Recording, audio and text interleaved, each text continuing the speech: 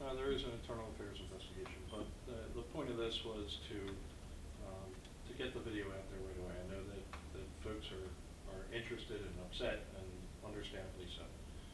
So the video is important for you to see.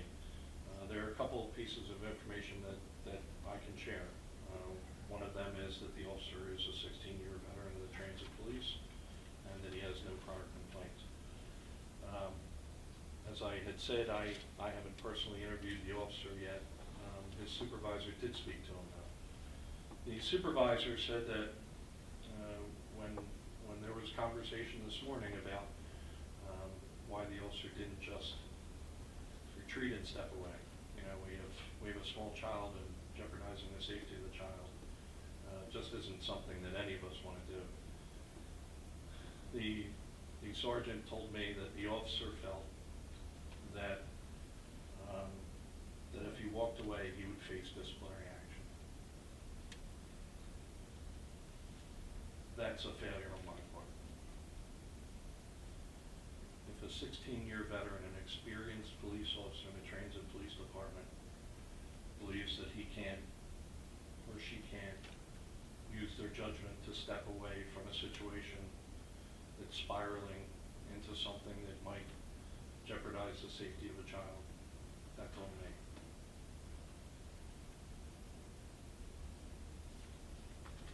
I never want a child's safety to be jeopardized. This is the type of incident that causes us to reflect on what we tell our police officers and how we tell them. Obviously, I have to go back to the drawing board. While a successful campaign to reduce crime worked for us, it didn't work yesterday afternoon for a little child over a fare evasion.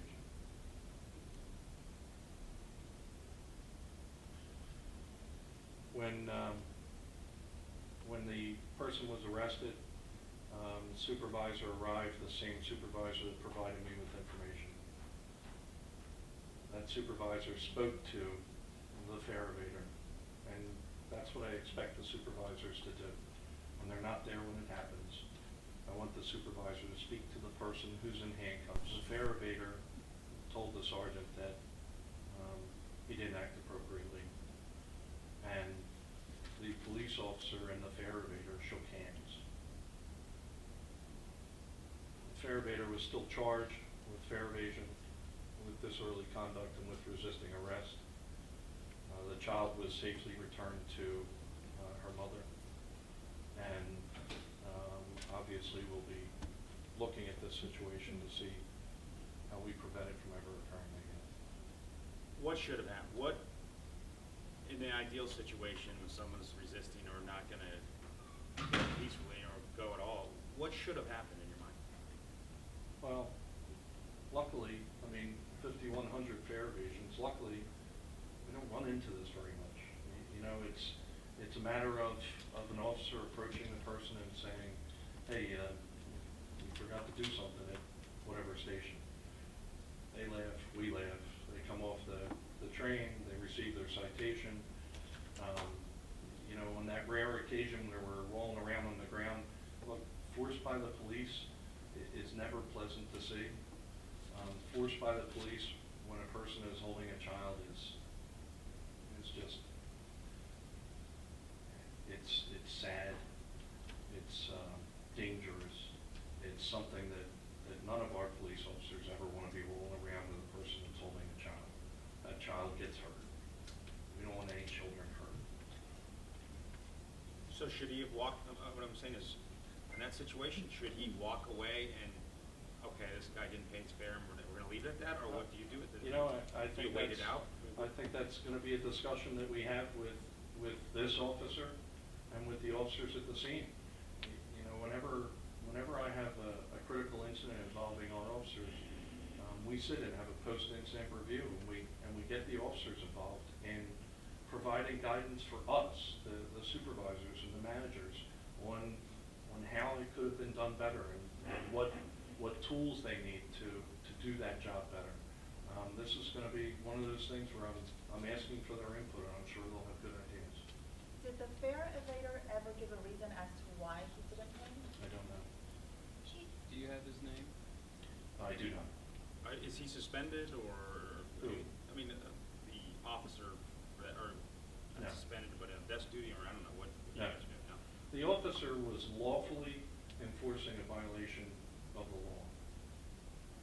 But the I mean, method in which he you was lawfully enforcing, placing his hands around this guy's neck, you already stated is not the proper procedure. Correct. So the fare evader gets a citation for not paying the fare, and the officer gets no discipline? No, I didn't say that. I'm asking. I said that there is an internal affairs investigation. I know that people hate to hear that, but here's the reality. There is a process, a due process that has to occur in which an officer is provided with representation and gives a statement, and other witnesses are interviewed. I'd love to hear from other people in that train that witnessed it. I would love to hear that. And if they could call SEPTA, SEPTA Internal Affairs would like to speak to them. That will be part of the investigation. Chief, any particular reason why so many officers were on the scene for fare evasion? Yes. While the officer was talking, he had turned down his radio. So he's busy trying to focus on the fare evader. Radio is trying to call him. They can't see into the train. Okay. A sergeant makes a call and says that the officer needs assistance. Notify all officers in the area and notify Philadelphia police, which is why there ended up being a large contingent of police there. Now, I know the one officer said that he that might have been a lapse in judgment, or he would have faced discipline. Are you concerned that the other officers who stood by didn't intervene, knowing that might not be the best thing to do with a child on the, being that there were so many officers, not one of them spoke up? Aren't you concerned about that too? I'm concerned about the entire episode. Mhm. You know, and I'm most concerned about the message that I put out there to officers about enforcing fare evasion. Look, you know, we can't endanger the lives of little kids over a fare evasion. That's unacceptable. That's on me. But logically, I mean, at some point, if someone's not, complying, not getting off the train, you're gonna have to get them from point A to point B off the train. So, Yeah. I mean, you don't wanna discourage these officers either from taking Look, action. there will forever be a need for some type of force in policing. Every person will not be compliant, no matter what kind of tremendous verbal skills an experienced officer may have. He or she may not get that person to see the light and comply, and there will be force. My concern, and everybody else's concern, is that force is used with a little child in the middle. You know, that's where you step back and, as me as a leader, step back and reflect on whether or not this is the best way to do things. Chief, was he captured on camera not paying the fare? No, at Margaret Orthodox, there is one camera. It doesn't cover all of the turnstiles, so we do not have video of him evading the fare. We have a statement of the cashier. Chief, you mentioned that the officer said he was afraid he would be disciplined if he didn't continue to intervene in the situation. What is the disciplinary process for someone who doesn't arrest a fare evader? Is it typical to discipline someone for not getting a fare evader? Well, if we had information that a fare evader was seen or stopped by an officer, and that officer didn't cite the person, then there would be an investigation as to why. You know, we're very concerned about preferential treatment being shown to any particular class of people. We want to be even-keeled about enforcement of the law. So if an officer stops someone for fare evasion and then let that person go, there would be questions as to why. What's the man's name? He was charged with resisting arrest. I don't have his information. Do you know if SEPTA police have had contact with him He before? I'm sorry? was charged with a crime. Yes, ma'am. I don't have his name. I don't have his information. Do you know if SEPTA police have had contact with him before? We'll get that information. I just can't bring his name. We'll get that information for you. We'll give it to media relations. Do you have an age?